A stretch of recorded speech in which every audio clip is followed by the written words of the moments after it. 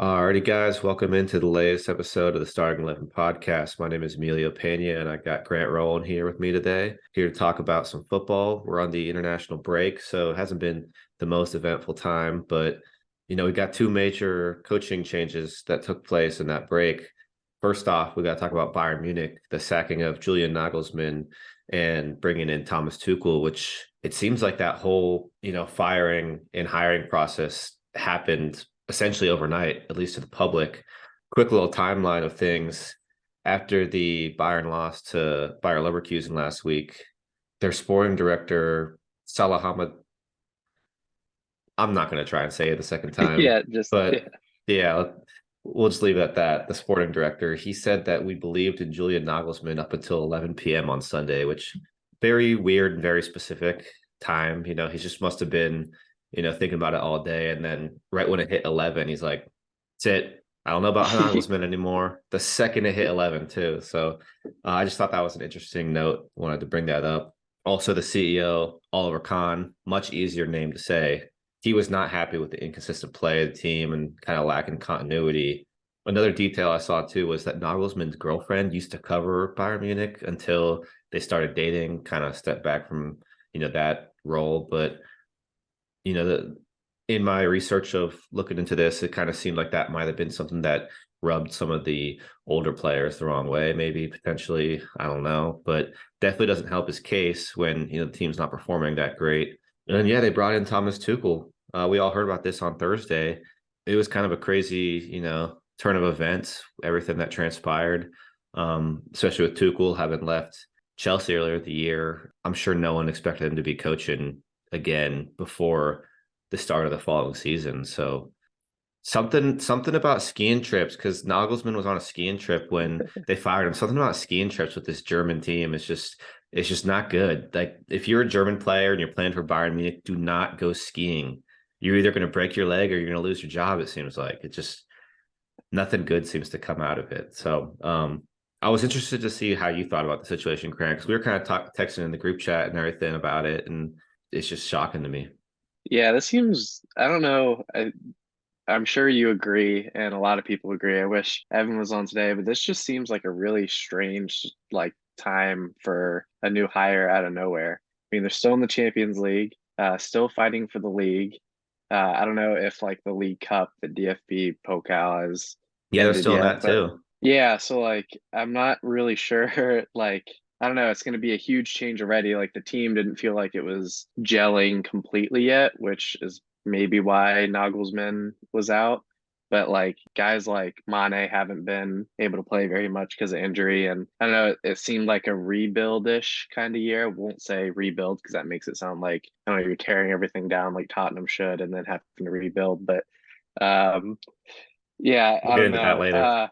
Yeah, we will get into that later. But yeah, I don't know. I think I saw a quote from Khan saying that Nagelsmann was kind of underachieving, which again is crazy to me, and it just shows the expectations Bayern Munich have of the club, where they think they should be. I think they're a couple points out of Dortmund right now. I don't know if they Only have one. okay, same amount of games played too. Mm-hmm. Yeah, that's not crazy. And I mean, I think they play each other in the league in Munich, right? April Still, 1st, so yeah. yeah, so That's I don't know, actually going big to games still be though. Tuchel's first game as manager. Oh, yeah, I don't know. It's really strange. I was reading today, kind of catching up on what's happening because it's just so strange to me what's going on. And I guess there's unrest, they said, in the Bayern dressing room. I'm not really sure what that is from.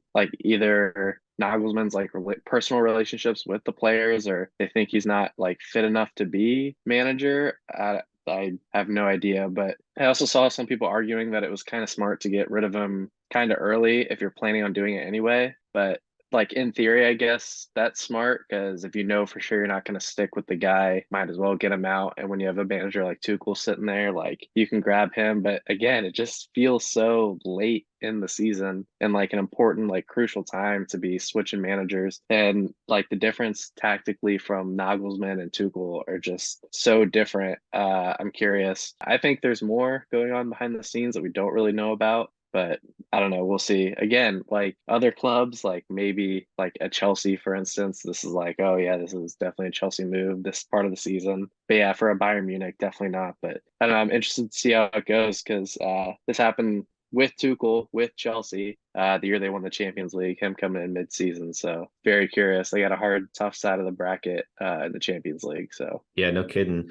And you said it like if they were eventually going to get rid of him, it's probably best to do it now. And I kind of agree because, like, say he ends up winning the Champions League, ends up winning the Bundesliga, it's like you can't fire him after the fact, after he just wins both of these major competitions. So, if they weren't sold on him, I agree it's probably the best time to do it.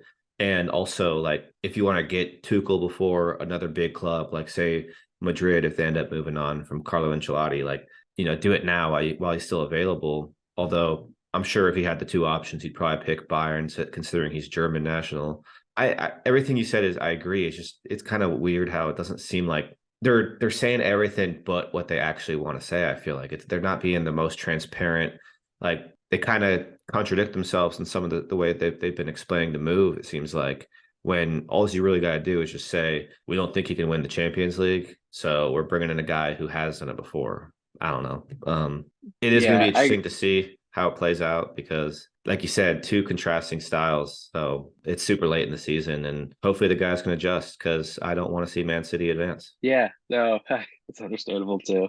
But yeah, like you said, it just doesn't feel very transparent. Like, don't you feel like part of the story is like missing? Like, it just feels Oh so yeah, strange, especially the comment. I didn't even hear that. That like he was our manager until like 11 p.m. whatever day, and all of a sudden he's out. Like, makes me think there was some falling out somewhere that was pretty drastic, and Bayern are trying to keep, which is smart, keep distractions like out of the club for the firing of Nagelsmann. But I think it's pretty unfair in my opinion. I think, like I said, I kind of feel like it's a rebuilding year, but not like complete. Just like I don't know, it's going to take a year or two after losing like the likes of Lewandowski in the club, trying to rebuild themselves back. But I mean, he had Mane, who was injured, what, probably half the season so yeah. far. Like Before he's been out for a the World while. Cup. Yeah, and it's a new signing. Like he still has to gel with the squad, get used to like the German style of like I don't know the play in the Bundesliga compared to what the Premier League was for him. You got Chopo Mutang up top, like not a world class striker. He's been playing well, but and then Sane out on this other wing, and he has his problems with like being inconsistent. And Serge Gnabry, who has felt like he's been in and out of the squad, and Yeah, kind there of was the felt like whole they wanted Fashion to Week sell thing. him. Yeah, like, and then there was like always a talks of like it sounded like they're gonna sell him in the summer, and they ended up like keeping him. So I don't know. I am again really curious because I don't think we're getting the whole story here right now. But It seems like too that they lost in the Champions League last year to Villarreal, right? yeah, yeah, Which no disrespect to Villarreal, but they're not, on the same class as Bayern Munich. So hmm it seems like ever since then, maybe they've been trying to find reasons to keep him because they paid that enormous fee to get him from RB Leipzig. So they were hmm trying to justify that move all this time, but they don't want to lose in the quarterfinals a second year in a row. So it seems like they're just, pulling the plug on him. But yeah, it'll be interesting. You know what they say though, when one door closes, another one opens. And the Spurs, Tottenham Hotspur move on from Antonio Conte, which it's a shame that Morgan's not here because it's probably actually bad good that he's not episode. here because we'd probably be here for 3 whole days talking Yeah, about it. But bad episode to be that missing the other two. what's that? I said bad episode to be missing the I other know two. I he's just know, ducking us whenever these Spurs stories come up. It seems like, I know. but yeah, And with the Bayern Conte's news and gone. Evan, Yeah, I know. We're gonna have to get a reunion here. It's been a minute since yeah, all four of us have been on here, but yeah, Spurs move on from Conte. Christian Stellini taking over full time. Had a perfect record until they lost to Sheffield United in the FA Cup in typical Spurs fashion. throw that in. Do you do you think that the Spurs should go after Nagelsmann now that he's available? Yeah, I think I said once, I think you sent the post on ESPN FC or whatever with the news that Nagelsmann was sacked and Tuchel came in. I was like, wow, that'd be a great pickup for Spurs. But if I'm Julian Nagelsmann, as perfect as that'd be for Spurs fans, like I'm kind of hesitant to go there just from like what the past couple managers have been through, I guess, and like the lack of kind of support from the Tottenham board, like bringing in their kind of players, and like pure like the big one is the current like transfer rumors surrounding Harry Kane. I don't know if I want to go into Tottenham without having one of the best strikers in the world at my club, but yeah, I think it'd be a really good fit. Tottenham needs to stop with the possession-based managers, like hiring them. The team's just like not built like around that kind of style, like Pep's City teams are. And then just the Prem in general, the way it's like really fast and physical, it's kind of tough to play like without a world-class possession team against that kind of style. But if Nagelsmann did come in, I would, if I were Nagelsmann, I'd demand like almost a complete overhaul of the team, specifically in the defense, and then just kind of demand more out of the Tottenham board because it feels like they're really just kind of content with where the club is right now. And as a fan, like we see it in Morgan almost every week, it is kind of miserable and just like you have the capabilities, like you're a top six Premier League team, big club, you've made a Champions League final recently, on the brink of winning it, and that wild year in 2016 with Leicester City winning it, could have won the league, but like you're just like on the brink and it feels like the board is doing nothing to help you like get over that edge and kind of win silverware. So I think Nagelsmann would be a great hire. I think he'd fit the Prem well, but yeah, it's just seeing again like the Jose Mourinho's like world class legendary manager, his spell with Tottenham. It's just like hard to convince yourself and kind of want to go through that and like kind of sacrifice your reputation as a manager with Tottenham right now. So especially after getting fired from Munich. Like,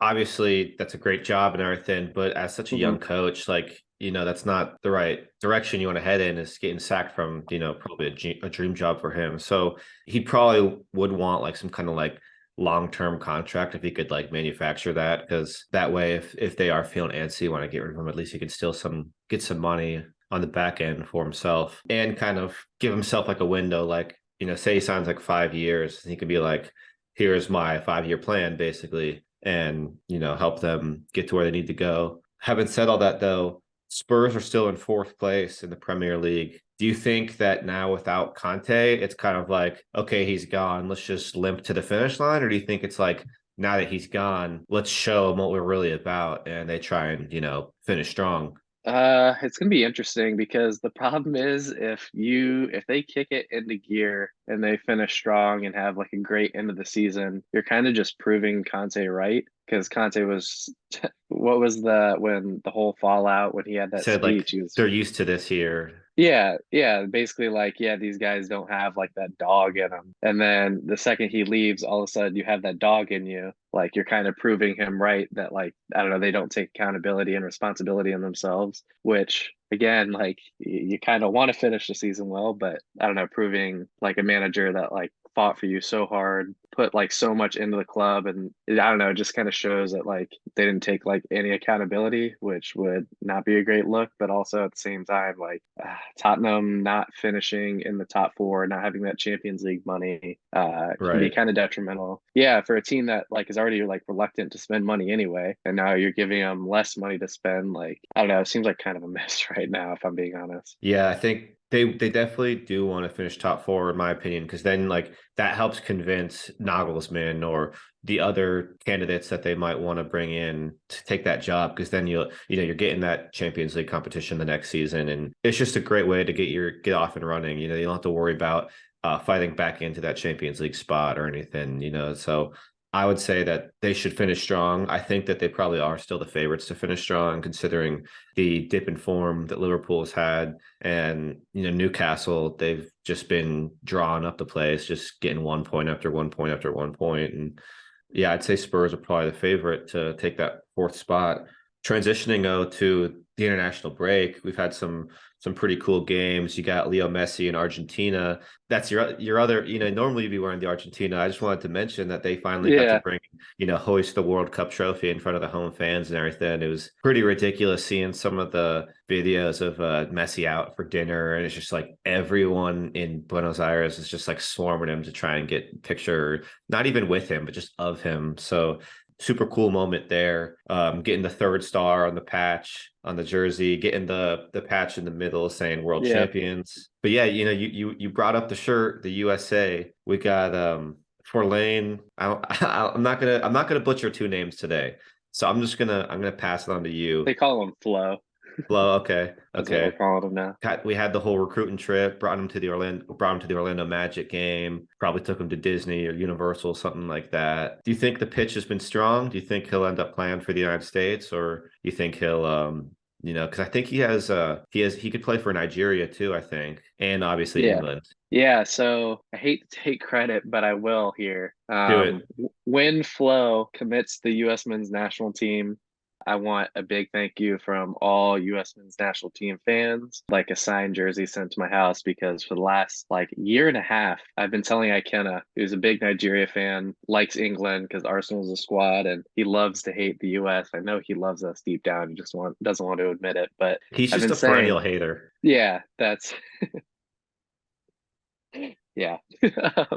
No comment. But yeah, I've been telling him, I was like, look, he's gonna skip out on your boys in England. He's gonna skip out on Nigeria. He's gonna come play for us. And he was just in denial for the last year and a half. But we get to this moment, international break. He's hoping to get a call up from the England squad. It's a great time to do it. And Euro qualifiers, like the games matter, but not too much pressure. It only gets called up to the England U21 team, which is fine. I don't know what came first though, because Marcus Rashford got hurt. They obviously have Harry Kane there, and Gareth Southgate doesn't call him into the men's team, which was, and said he wasn't going to call anybody up because Mason Mount got injured too. Which Folarin Balogun, who has 17 goals right now in the French league for Reims, who are ninth, just sitting behind Mbappe and Jonathan David with 19. I'm 21 years old. I'm like, dog, like, what do I have to do to get Right. What called more up can I into this do? English team? So yeah, and then he gets an injury in quotation marks if no one's watching the video, an injury, and leaves camp and then is gone. And everyone's like, well, where's Flo at? Then the man pops up in Orlando. And then there's some cryptic Instagram posts about go where like you're loved or go where like you're gonna be appreciated. It's like, some Orlando stuff starts popping up on his Instagram. Slowly some him in the English shirt starts to get deleted off of like all the photos on Instagram are gone. It's Unfollows never a the good English sign. national team. Yeah, and again, it's like this is social media. You can't put all your eggs in the social media basket, but and then yeah, like I said, shows up in Orlando where the US men's national team just so happens to be for their camp right before their game against Grenada. Then there was rumors, or not rumors, the US confirmed they did have meetings with Balogun, which is a good sign. A couple players met with them. And then he's familiar with guys like Yunus Musa, who came to the Arsenal Academy with him, Matt Turner, who just transferred there this past season, talking to him. And then, I don't know, trains out there, not with the U.S. team, hangs out. You saw him at the Magic game, which was sweet. We're kind of showing him around, showing him a good time. Then he's up in New York at the Yankees game. And yeah, I know a lot of people have been saying, like, oh, he could be doing this for leverage, but like trying to get England to be like, oh yeah, like he's over there, like they're about to swoop and get him. But I don't know, it feels I, he just would fit so well. I just need it to happen, Emilio. A young striker, like that's exactly what he needs or what the US needs. We're And missing that then true our number nine. yeah, I know. And the kid can score goals, but and it's like one the greatest thing about the US, like getting these kids over here is our ability to like market. That's like our biggest selling point. Like so anyone that thinks like we don't have a chance, like I feel like we're always in it with some of these kids just because I mean we have like Hollywood, New York City, Miami, and soccer players like to vacation over here just because it's not as popular. They can kind of walk around more freely without being recognized. But I mean, Rashford was yeah, in New York for the break too, so yeah, for sure. Yeah, it's super exciting. I think he is going to be a U.S. men's national team player. But my question for you, because this is also a great point that was brought up. I forget who I was listening to that kind of brought this up, but he's doing so well in France as a 21-year-old. Again, ninth place Reims. He's tied for third right now on the like goals in the French league.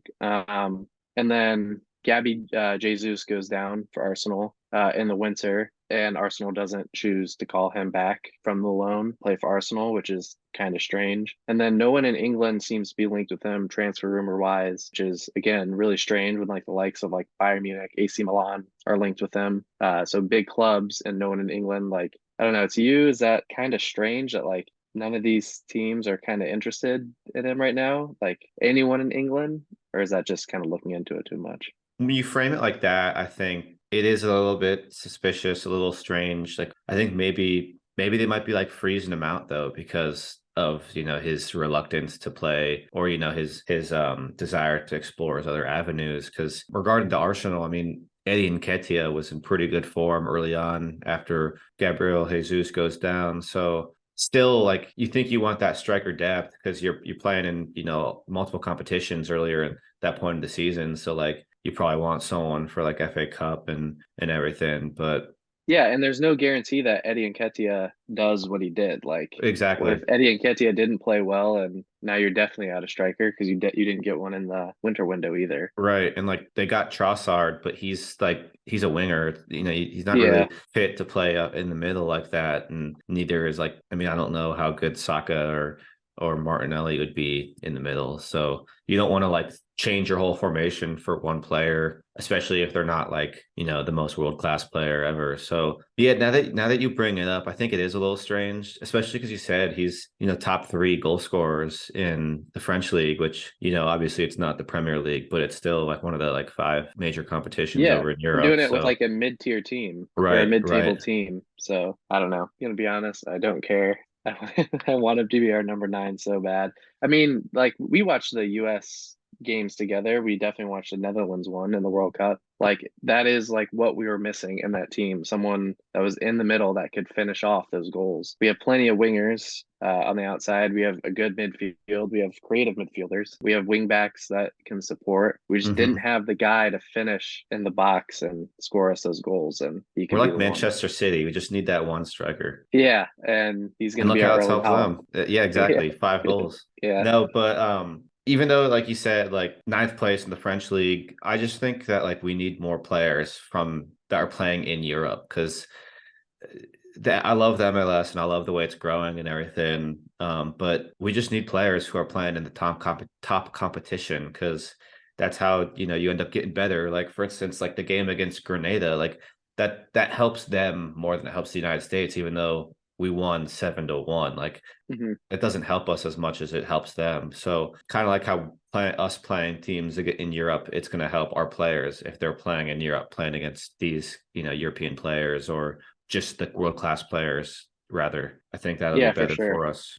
Yeah, and you nailed it. Like CONCACAF, unfortunately, we don't have a ton of competition outside of like Mexico and Canada and the odd team here and there that gives us trouble. And the commentary on that Grenada game, like you said, they were like, yeah, we kind of have a new back line in there trying to get them experience, but like how much experience are you actually gaining when you're dominating Grenada like that and you're not really being tested? So, and that's what makes the Copa America so exciting coming up. But Yeah. we'll talk about that in other podcasts. But I also wanted to ask you though, because it was a pretty disappointing end to the World Cup for Portugal and Ronaldo in general. Kind of just was the culmination of a poor couple months for him, everything that happened with United and getting benched and then getting benched again for his country and seemed like it's probably his last World Cup given his age and everything. He'll be in his 40s next time we have World Cup. So it was interesting to see him make the Portuguese roster